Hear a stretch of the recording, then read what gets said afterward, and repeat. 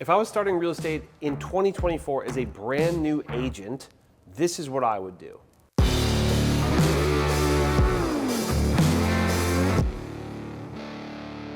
How's it going, friends? My name is Jesse Lynch. I run 5 real estate teams around the United States. And on this channel and in general, I'm really only interested in working with people who want to do things differently. They want to do things their own way. So if that's you, come hang out for a while, subscribe to the channel, click the bell to get notified so you can see when I'm putting these videos out. If that is not you, honestly, keep it moving. I don't think this is probably the right channel for you. If you do like what I'm up to here, I got a website you can check out, jesselynch.co. It's down in the description as well. Just see what I'm up to over there, what I kind of can offer to agents, whether that's joining my team, starting an expansion team, or just helping you join Real Broker.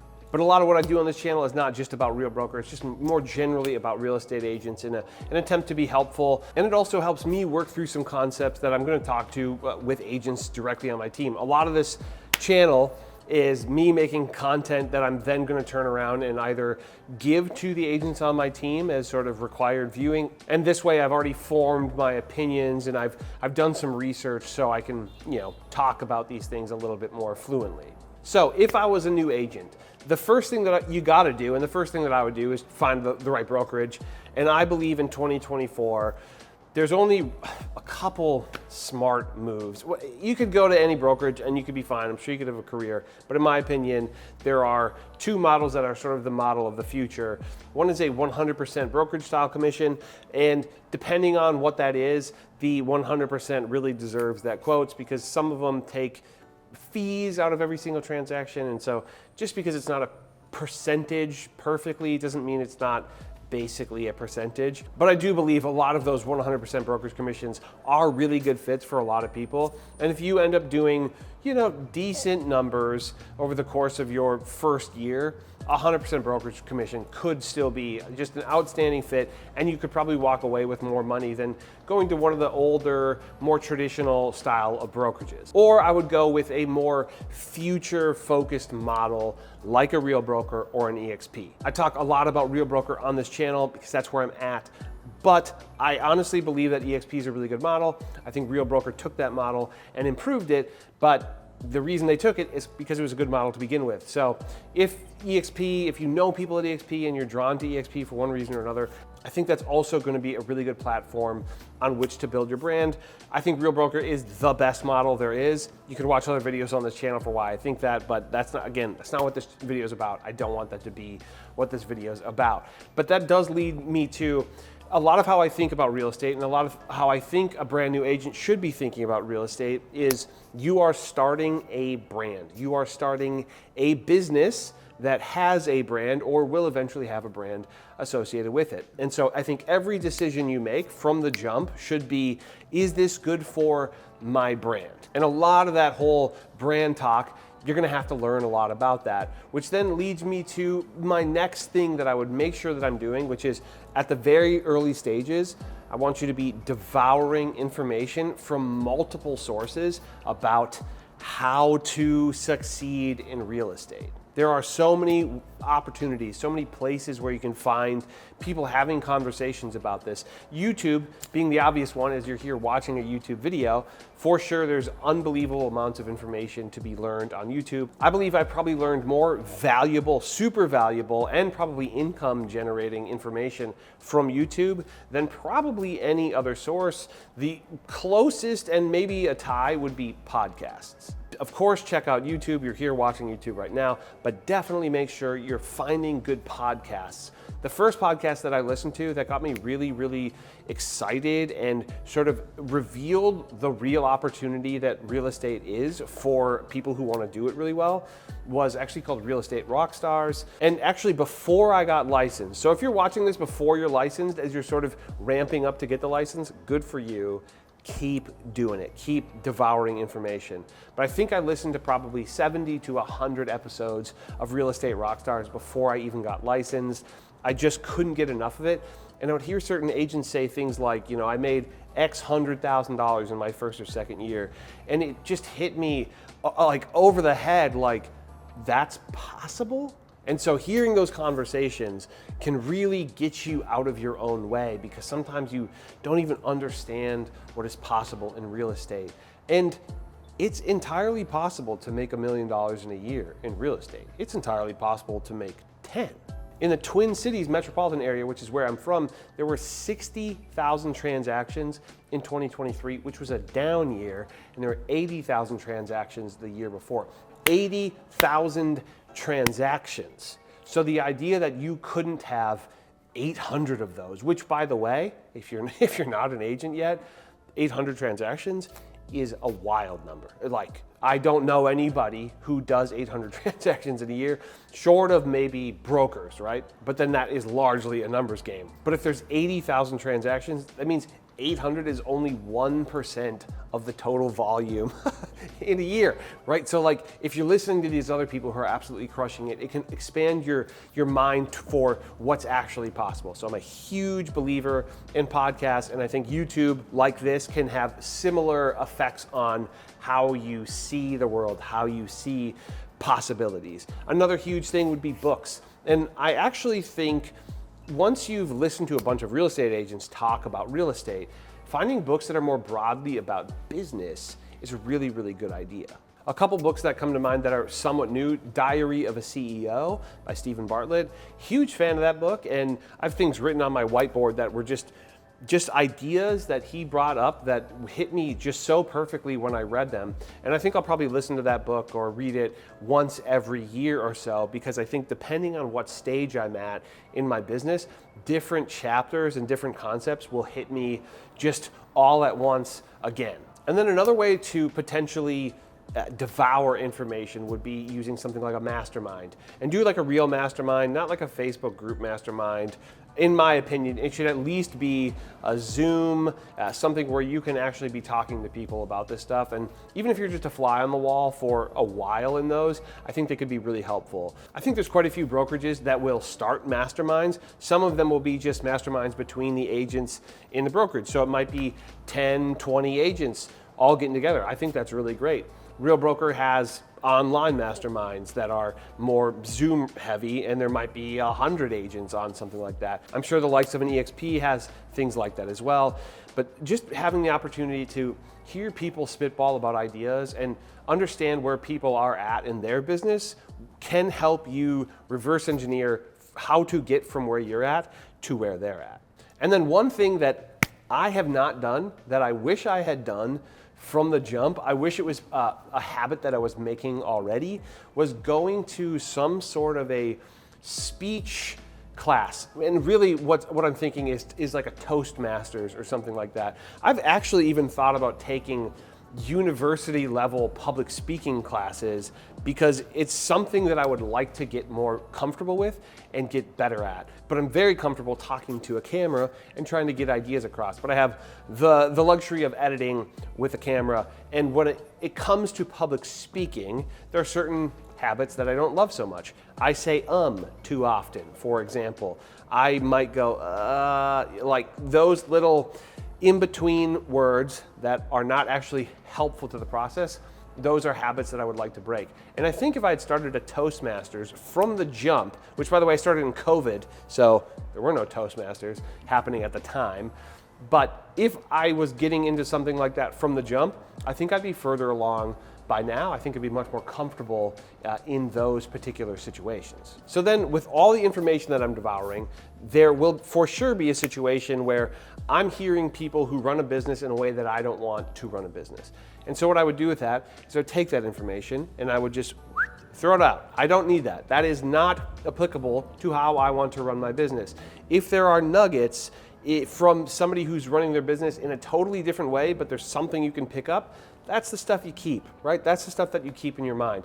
Everything else can just take a hike if you have a concept of how you want to run your business. But maybe early on, you might have to be forming an idea, a game plan for how you intend to run your business. And again, that's why devouring all the information and hearing how people are doing it can then hopefully help you find inspiration and begin to create a game plan, because you can basically copy what other people have done and do it in your own voice, do it in your own way. But you can say, cool, there's a route that somebody took that seems like it aligns with how I think and how I see the world. So then I want you to call all of this information, treat it like a funnel, right? The general information about business that is valuable to you, that's good. That's good to have in the funnel. But I want you to filter it down to the good stuff, the stuff that is very, very close to how you think you could run your business. And then I want you to decide on one specific niche, one specific avenue of how you want to run your business. And do keep in mind, when I say niche, that niche could just be your sphere. There are a lot of ways to make money in real estate, and plenty of people make money by just appealing to the people around them. If you have a really big network, you can just tap into that network and you can really do outstanding things, and then eventually you can grow your brand to be more niche and more outbound and more outward to the public. But again, there are a lot of ways to do real estate. There's outbound calling, right? Sales calls. Not for this guy. I'll tell you what, I would rather do a lot of different things. Some people only do open houses. That's their bread and butter. They're really, really good at open houses. That could be the thing. You go, cool, I'm just gonna make sure that I'm in a place where there are a lot of open house opportunities, because you won't have listings to just automatically be doing open houses for. So if that's something you're super interested in, make sure you have a brokerage that aligns with that, or a team that has a lot of listings for which you could hold an open house and then get extremely, extremely good on it. Practice that, sharpen that knife. Some people do outbound mailers, right? Where they just hit an area with certain mailers and that's all they do. You're gonna need a budget for that. So if that's something you wanna do, make sure you have some money available to you, and you're gonna have to do an immense amount of it, and it's gonna feel like you're doing it for no reason at all, but eventually your phone should start to ring, as long as you're not literally lighting paper on fire. And then there are tons of people who just buy their leads from lead generation companies. That is a way to make money. Personally, I don't think it's a good way to grow your brand, but it is a real way to grow your income. But Stephen Bartlett, in Diary of a CEO, says that there are 5 main buckets that you have to fill. I wasn't planning on talking about this, but I think it's so valuable and so important. He says that you have to fill them in an order, and imagine them as though they're 5 buckets stacked on top of each other. And you fill the first bucket and it pours over into the second bucket, which pours over into the third. The first bucket is going to be knowledge, and that's devouring information, right? So that's absolutely getting as much information as you can, seeing as many paths forward as possible. And then the second bucket, once you fill up that knowledge bucket, at least to an appropriate amount, that's going to start spilling over into the second bucket, which is skills. And so once you know which avenue you're going to take, whether that's cold calling, outbound calling, FSBOs, social media, mailers, open houses, once you've acquired the knowledge and you know what route you're going to take, then you build those skills and you start practicing those skills, and you really get really, really good at it. And then that will start to fill up, and that will spill into the next bucket, which is going to be network. And that network is going to be clients, fundamentally. Clients are going to come in, it's going to build your network. But it's also, you're going to be successful, and you're going to build your network within the industry. But then as you build your network, largely your client pool, reputation, other people start paying attention to what you're doing and start using your services, then that's going to start to fill up. And then the fourth bucket is your resources. And resources fundamentally is money. It's potentially spaces, like having an office, but money buys spaces. It's potentially people whom you can rely on to help you do all of the things. But that's interesting, and a lot of people will skip that. When you buy leads, what you're doing is you're bypassing buckets 1 and 2. I would say the third, network, you're basically buying network, right, to some degree. And then you're trading in buying network for resources. And while that is fine, if that's a cheat code to get to buckets 3 and 4, maybe, why wouldn't that be fine? I would say because at some point, that might dry up, right? That lead source that you've been paying really good money into to grow your network might dry up. And if it dries up, so does your business. And if you haven't filled buckets 1 and 2, you're gonna have a really hard time filling bucket number 3 once that artificial influx into number 3 dries up, and then it's gonna dry up bucket number 4. And then the 5th bucket is reputation. And the interesting thing about reputation is it's somewhat holy, right? You have to take care of it, because if your reputation gets obliterated, it probably doesn't matter if you have really good knowledge and really good skills and a network and resources, because all of these things hinge on the fact that you have a good reputation. And I say that all to feed back to the idea that buying leads is a cheat code, it's a shortcut, but it's going to hinder you moving forward. You're going to be left holding the bag at some point. So, like I said earlier, one of the most important things that you can do from the start is know that you have to focus on growing and building your own brand. You have to make a company, you have to treat real estate as though you are creating a company. Even if you are the sole proprietor, the only person involved, it is a company, it is a brand, and you have to take care of it. So I mentioned all these other options, but I really barely mentioned the one that I would do if I was starting over again in 2024. It's also very, very similar to the route that I did take, which is that I would focus on two primarily. I don't know why exactly two, but I think it's the smart move. But I would focus on two content platforms, and I say content platform rather than social media platform because I'm gonna lump YouTube into it. And I really don't believe that YouTube is a social media platform. I think it's a search engine and it's a content platform. It's more akin to Netflix than it is to Instagram. I would make sure that whatever platform I choose is one that I consume on a regular basis. So if I was not an avid YouTube consumer, I wouldn't use YouTube. If I was really into TikTok, I would focus on TikTok. If I was really into LinkedIn, right? If I started and that was something that I had already begun growing a network and I consume content on LinkedIn on a regular basis, I would go LinkedIn. But then I think it's very important to also have one, and this is something that I've taken my eye off the ball, so learn from me on this. I think it's very important to have one that you're posting regularly to that actually does contain your sphere. I think Facebook is probably one of the best platforms for sphere, at least for millennials, but I think it's true of Gen Z as well. And while maybe your best friends aren't actively posting on Facebook, what's interesting is a lot of people my age are like, oh, I don't really use Facebook, but they do consume it. They watch it, but they don't really post on it. But I think even more importantly, there are people from your past who maybe they're not your tightest friend, right? They're not your absolute homie, but they are people who you know from previous jobs or from school or siblings or parents of friends from high school or middle school, from your past, who might not have anybody on their social media or content platforms that is a realtor or is posting anything about real estate. And the reason that I'm so passionate about the sort of sphere side of social media is because it's low-hanging fruit. No offense to people who are in my social media sphere. I don't think of you as low-hanging fruit, but in the concept of they are the people who know you the most. There's an old idea of know, like, and trust. You have to find people who know, like, and trust you, or you have to put yourself in front of somebody so often that they know, like, and trust you. And so I think for me, Facebook was the absolute move.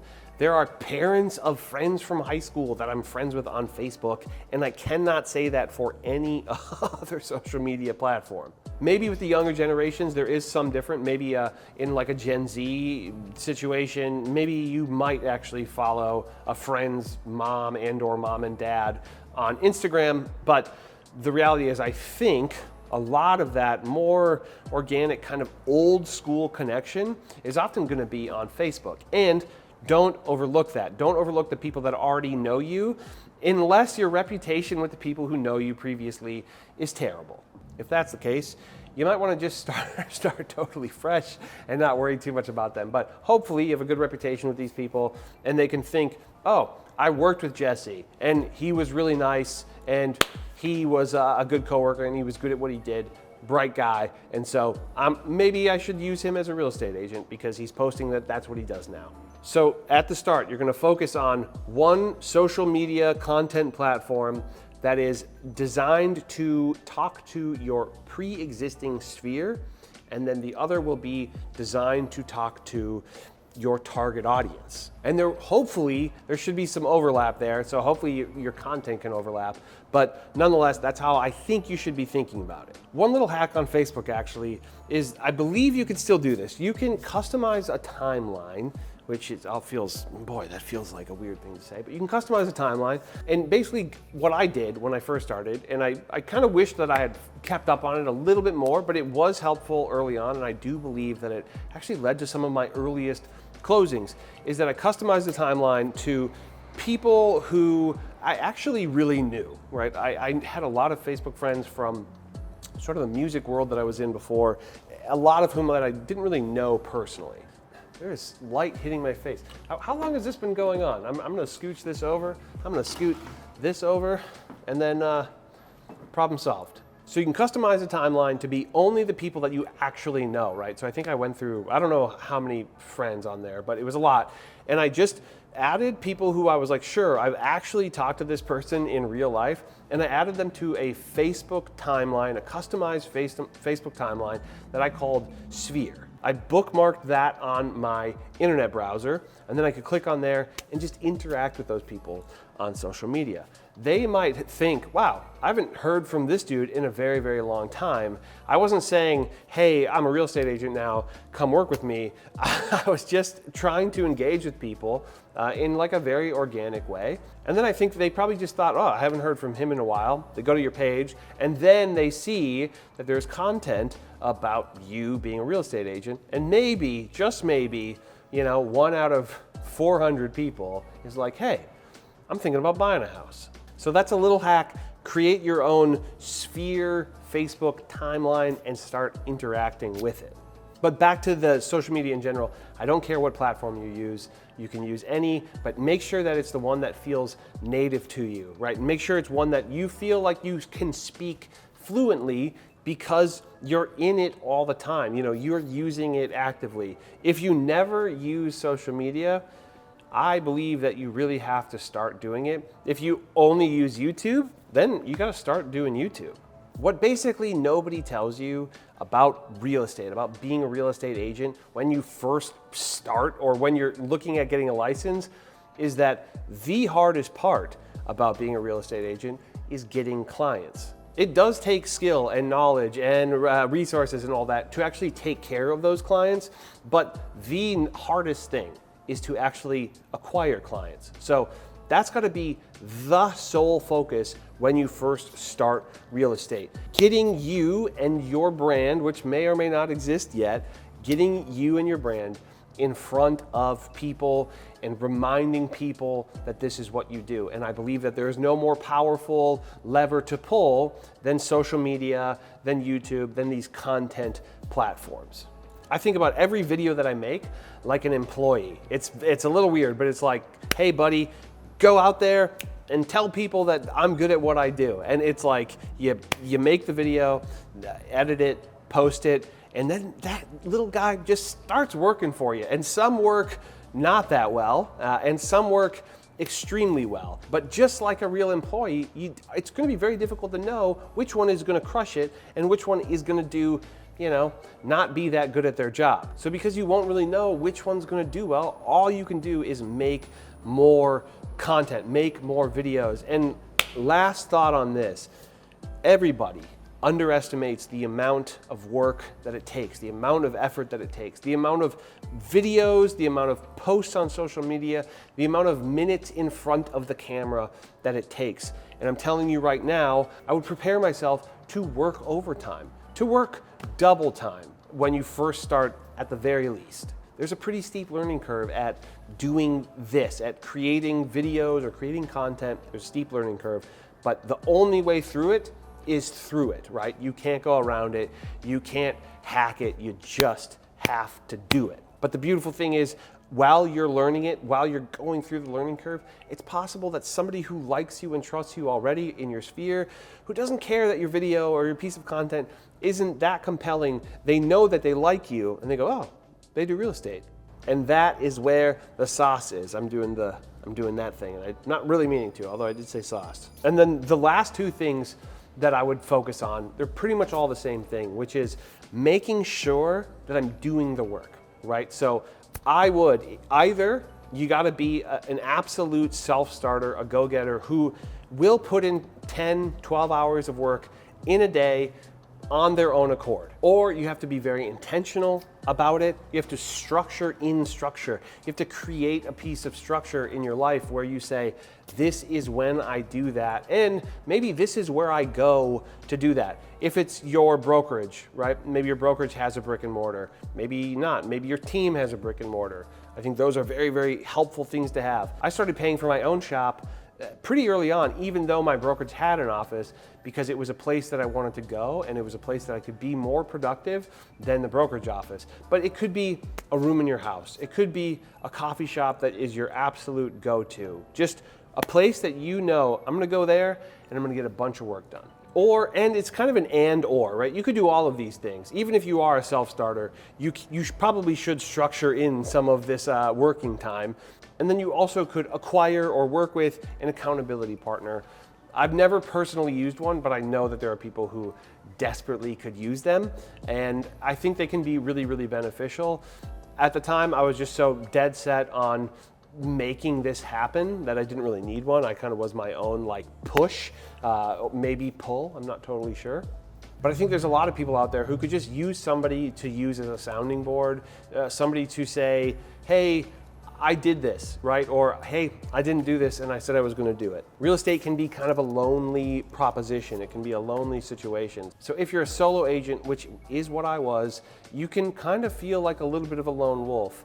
But if that doesn't suit your personality, you have to find ways to make sure that it's not. So join a team, get an accountability partner, partake in masterminds, things like that. And then hopefully, if you do all of this consistently, you start getting some clients and you keep doing it, you keep building on it, a new client comes in, you do a good job for them, you keep doing it, you keep showing people, hey, I'm helping actual clients, proof that I'm doing what I'm trying to do, proof that I'm good at what I'm doing, and then eventually you build a company and eventually maybe you do 800 transactions in a year, you do 1% of your whole metropolitan area. I don't know. All right, see you in the next one, bye-bye.